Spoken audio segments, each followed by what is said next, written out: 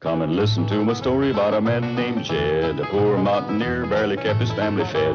And then one day he was shooting at some food, and up through the ground come a bubbling crude oil, that is, black gold, Texas tea. Well, the first thing you know, old Jed's a millionaire. The kinfolks said, Jed, move away from there. Said, California is the place you ought to be. So they loaded up the truck and they moved to Beverly Hills, that is, swimming pools, movie stars. The Beverly Hillbillies.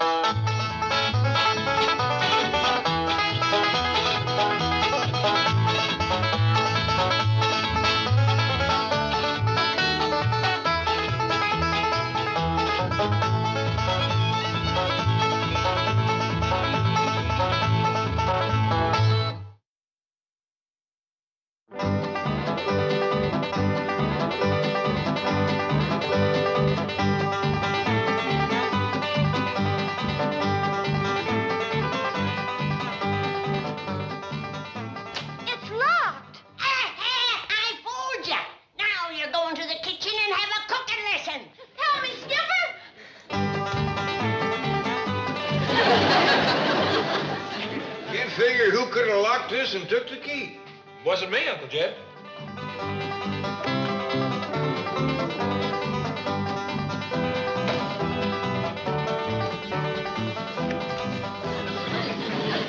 Hold your dear. I locked all the doors. Who let Ellie out? Ellie did. Head her off, Jed. Case her back this way. Might need your help, Jethro. Yes, Gran. Grab her and hold her, Jethro. Yes, sir, Uncle Jed. What are you doing? Let me go! Jethro, I didn't mean Granny. Oh, I'm sorry. You hollered hold her, and she was the only her here to hold. Let me catch her. I'm going to kitchen break that young'un if it's the last thing I ever do. All right, Jethro, you go through the pantry. Granny, you go around back. I'll circle the house and see she don't get out the front door.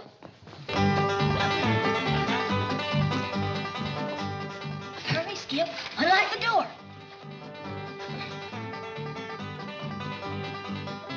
That's it, Skip. Attaboy.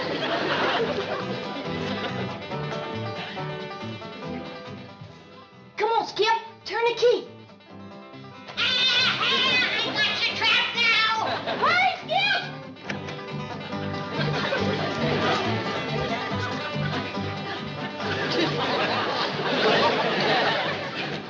Jethro, grab her and hold her. Jethro, put me down, you big loose. Ellie Mae got away, thanks to you, Jethro. Yeah, you're welcome, Uncle Jed, but I pretty near lost my leg doing it. She made it to the big tree, Jed.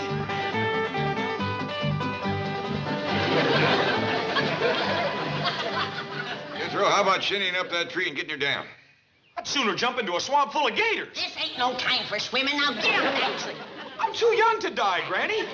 Granny, the boy has been thrown out of that tree a couple of times on his head.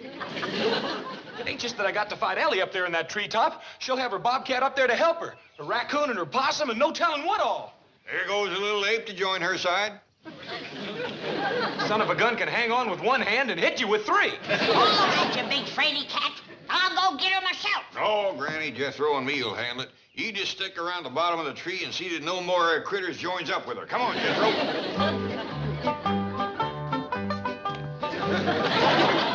Remember what you promised me, Uncle Jed? Yeah, boy, put down your end and run.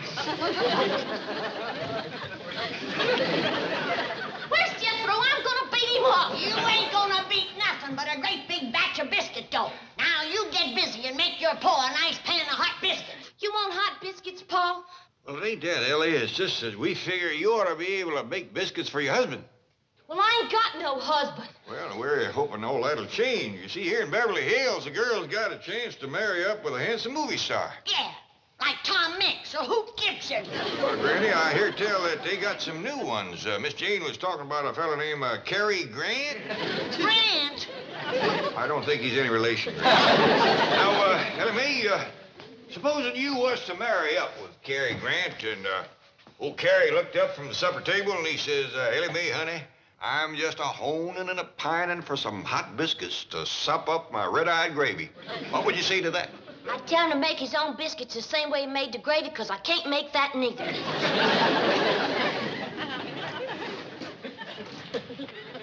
Jed, haul her to the stove. I'm gonna learn her to make hot biscuits and red-eye gravy before Cary Grant comes a-courting. Grab her in the water, Jethro! Last time I'm gonna do this for you, Uncle Jed. A fella can take only so much punishment.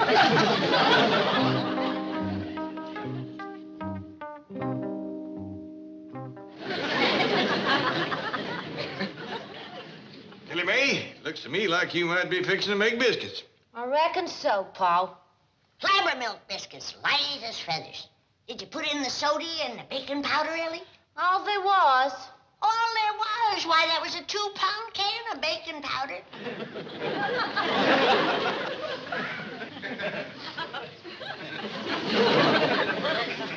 I don't want to worry nobody, but that clump of dough just took a deep breath. He's feeling it, says it's baking powder. Look here, Paul, it's grabbing for you. What do we do, Granny? Well, we got two choices. We can either stay here and fight it or get out and give it the kitchen. I'd say let's fight. What do you want to do, Jed? Well, I'm kind of in favor of getting out of here. Well, that gives me the deciding vote. Now, let's see. Granny,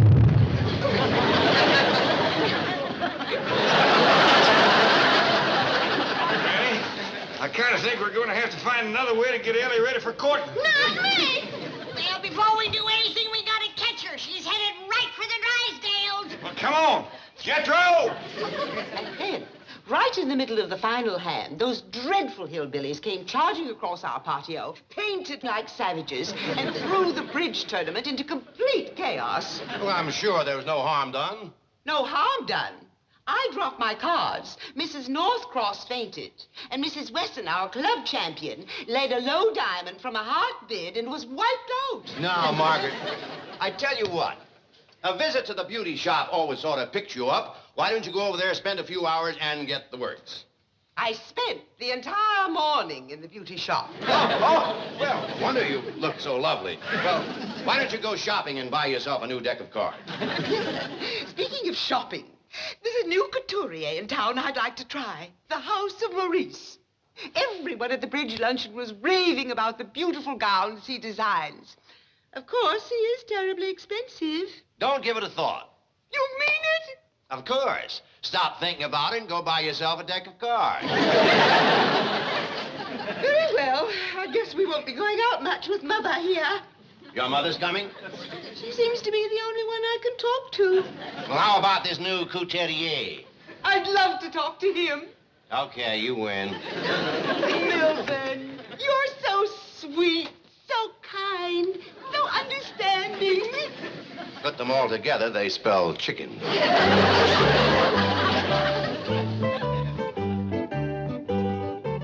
Why, Mr. Clampett, I would be honored to do a favor for you, any favor. It was you who gave me the opportunity to become a couturier. It was you who gave me this magnificent salon. Oh, vous êtes formidable. Vous êtes très généreux. Vous êtes un grand gentilhomme. Vous êtes... Now, Morris, before you say too much, maybe you first better hear the favor I'm asking. Commandez-moi. Well, Ask me anything. Oh, well, it's about my daughter, Ellie Mae. Ah, Ellie Mae. Très ravissante. Yeah. Well, Your daughter is beautiful. Oh, yeah. Kind of high-spirited, though. Matter of fact, Granny has given up the idea of kitchen breaking her. We figure we're going to have to get her husband city style. City style? Yeah, with good looks, polite manners, and pretty clothes. Ah, and you want me to provide the clothes? And the manners, too, I reckon. Bring her in. I will begin immediately. You sure it ain't asking too much? My pleasure, Mr. Clampett. All right. Jethro! Granny! Bring her in! You best stand back, Morris. She's a mite snappish when she's first unwrapped.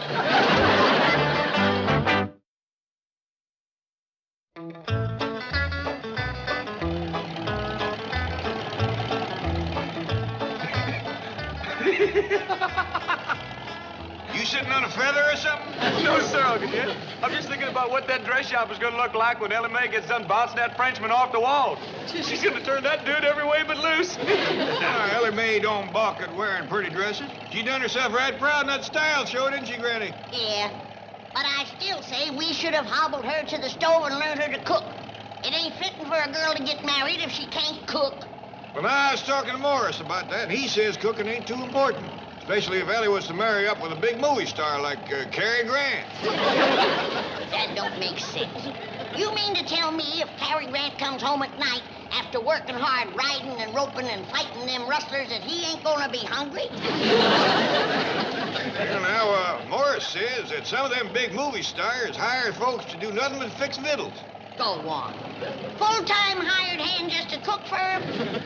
Are those folks made of money?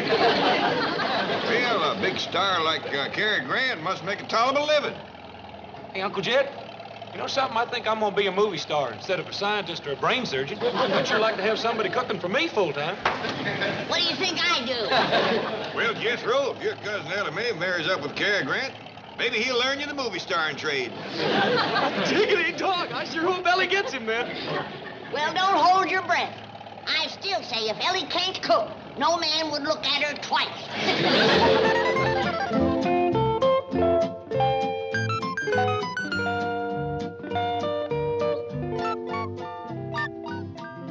C'était pas belle. Un rêve. Exquise. Ravissant. Adorable, non. Une princesse. Are y'all making fun of me? Oh, mais non, Ellie Mae. We were saying that you are beautiful. Ah, c'est belle pour n'importe quel homme. Madame Pauvin will teach you some French, along with other things. You will find it very useful. Oh, avec plaisir. Oh, I have an appointment now with an important new customer, the wife of a bank president. Comme Ellie, I want to see you in a dark wig. I'm sure the effect will be absolutely stellar.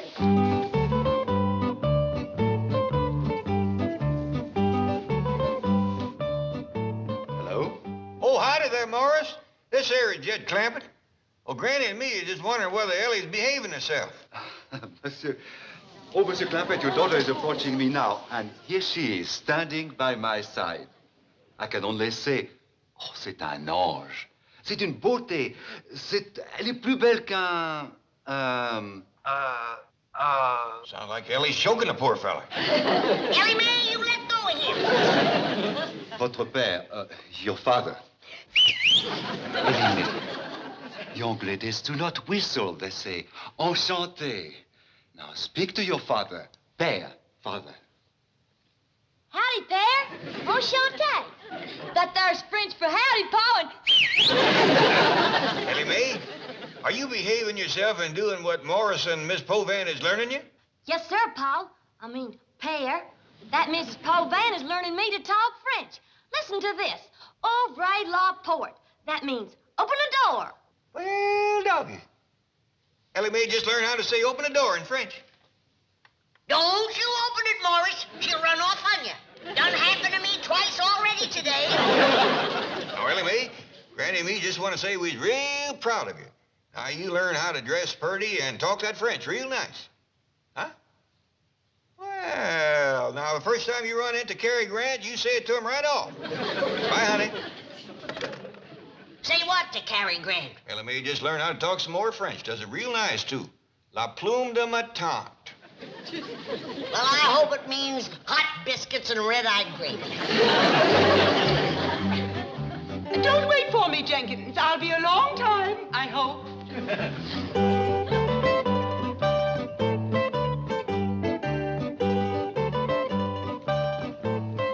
Bonjour, madame. I'm Mrs. Milburn Drysdale. I have an appointment with Maurice. I am Maurice. Oh, this is a thrill. I hear your gowns can make any woman beautiful. In your case, madame, it is you who will make my gown beautiful. Champagne? I'd better not. The very atmosphere is intoxicating. What I do need, Maurice, is something perfectly exquisite to take my mind off those dreadful hillbillies. Hillbillies? I won't bore you with the story. I only wish my husband could operate his bank as you do your salon and exclude undesirable peasants like the Clampetts. Did you say the Clampetts? Oh, don't worry. They'll never come here. They dress in the most outrageous clothing you've ever... Who is she? Who, madame? That divine creature who just... There she is again.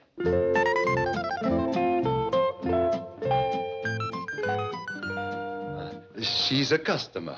But she must be someone famous. Is she a movie star? No, madame. Who then? Tell me. If I did, you would not believe me. Royalty. I should have known. She has that unmistakable regal bearing. Oh, please, Maurice, tell me who she is. I am sorry, Madame Drysdale, but we cannot reveal the identity of the young lady you have just seen. Pardon, monsieur. Yes. Téléphone. Excusez-moi, s'il vous plaît. Tell me, she is royalty, isn't she, that lovely young lady? Well, I can truthfully say that I did hear Monsieur Maurice refer to her as a princess.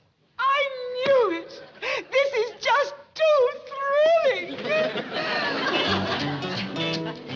Chief, are you sure you're doing the wise thing? Are you kidding? My wife told the chauffeur to wait. She'd hoped she'd be a long time. In this kind of a shop, she can break me. Madame will notice the striking beauty of this gown, matched by her own striking beauty.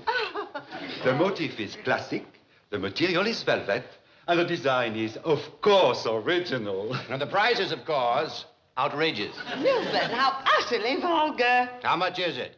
Maurice, you see what association with the wrong people has done to him? Pardonnez-moi. Certainement, madame. Milburn, you oaf. Just being here is a privilege. Do you realize who's back in the fitting room this very moment? A princess. Really, a princess? Did you say something about a princess? Being fitted in the bath. Isn't it thrilling? Who is she? Maurice refuses to divulge her identity. Probably traveling incognito. She didn't fool me. That kind of beauty and bearing has to be royalty. There she is. Isn't that thrilling? Isn't that Ellie? Gals. Elegance. That's the word you're looking for, Chief. Right. Ellie gone. Yonder's the Drysdales and Miss Jane. No. Glasses. Oh, here they are. Mrs. Drysdale. The princess will think we're tourists. You oaf. Look, you frightened her away. Oh, dear, I'm sorry.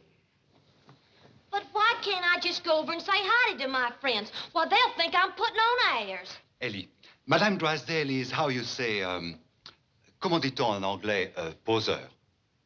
Snob. Oui, snob. Now, if you will listen exactly to what Madame and I tell you, we will teach her a great lesson. Okie dokie. Oh, non, doki doki. Certainement, c'est convenu, naturellement. Well, how about...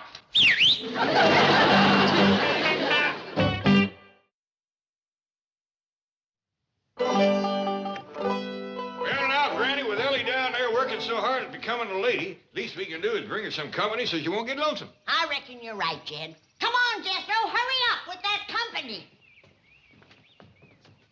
What I want to know is why we can't be Ellie's company instead of these critters.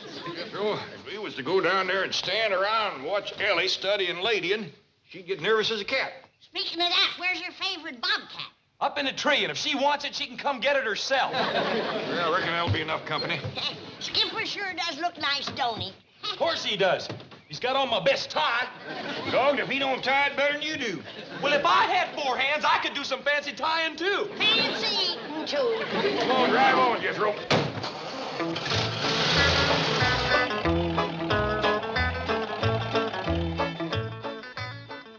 Milburn, you bourgeois banker. How can you just sit there when we may be about to meet royalty? I have tremendous self-control. What did you find out? Who is she? Where is she from? Is she really a princess? Can I meet her? Did you speak to her? Mrs. Drysdale, please. She has agreed to allow you to be presented to her. Oh, company. However, her identity must remain a secret. I understand. International intrigue and all that sort of thing. She will speak to you only through her interpreter. Oh, I must call a special meeting of my bridge club and tell them of this.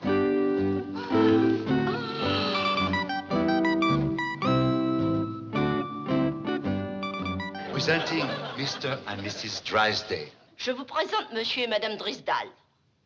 Enchanté. Is the princess, that is Her Highness, staying at Beverly Hills long? Madame interprétée. Votre Altesse restera-t-elle à Beverly Hills longtemps? Enchanté. Oui. Yes. Come, Your Highness.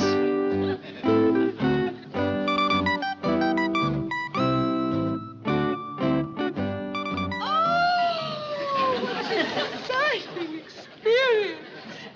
You see, Milburn, that is real quality. The product of generations of breeding and culture. She represents something that mere money cannot buy. I agree. Me too. Staying in Beverly Hills for a while. Perhaps we can persuade the princess to appear at our huge party. What huge party? The one we're giving for the princess. Now, Margaret. Hathaway, you're very clever at arranging these things. Do speak to her interpreter. Enchanté.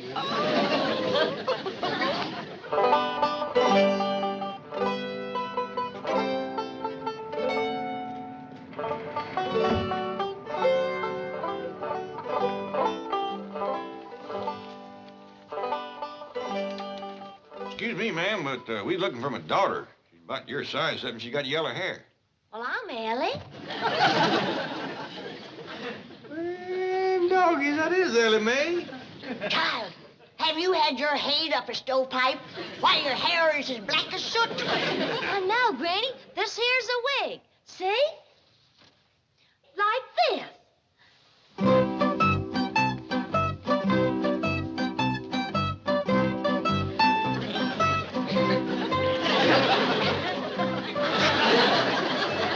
Howdy.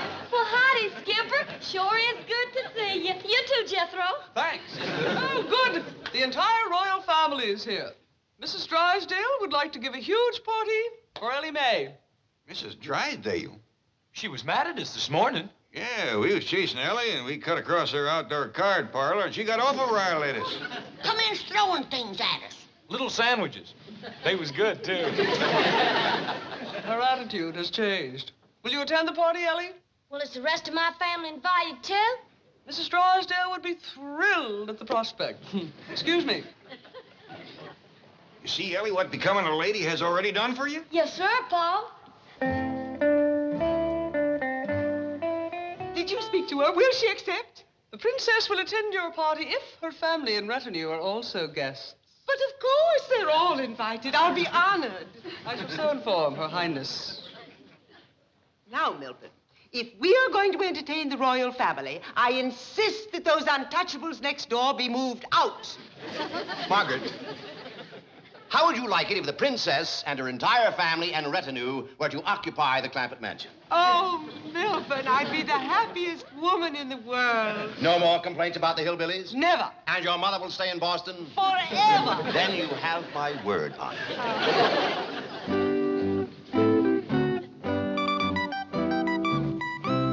Her Highness is pleased to accept.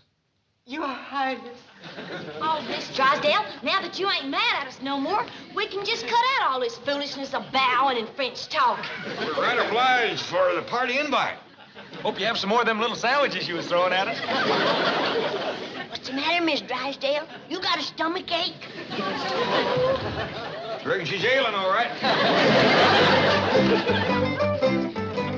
Oh, gone all right. Sorry, Miss Drysdale calling off that party. Been a good chance for Ellie Mae to meet some fellas. Don't you worry about Ellie Mae. She's gonna get a husband the right way. Baking and cooking. Oh, you got to stirring up biscuits again? No, this time it's my homemade bread. How you doing, Ellie Mae? All right, I reckon. Have you put in the yeast, girl? Oh, they was.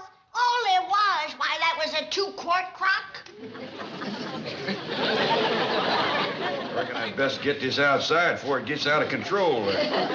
Open the door, Ellie Mae. Best throw the blanket over it, Granny. We don't want to be scraping it off the walls again.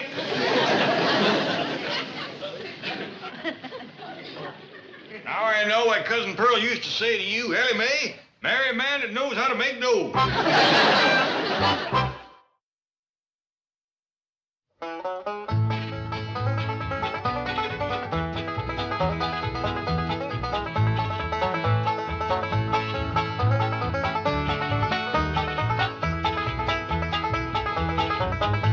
Well, now it's time to say goodbye to Jed and all his kin.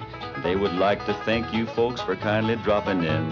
You're all invited back next week to this locality to have a heaping helping of their hospitality. Hillbilly, that is. Set a spell. Take your shoes off. Y'all come back now. Here? This has been a Filmways presentation.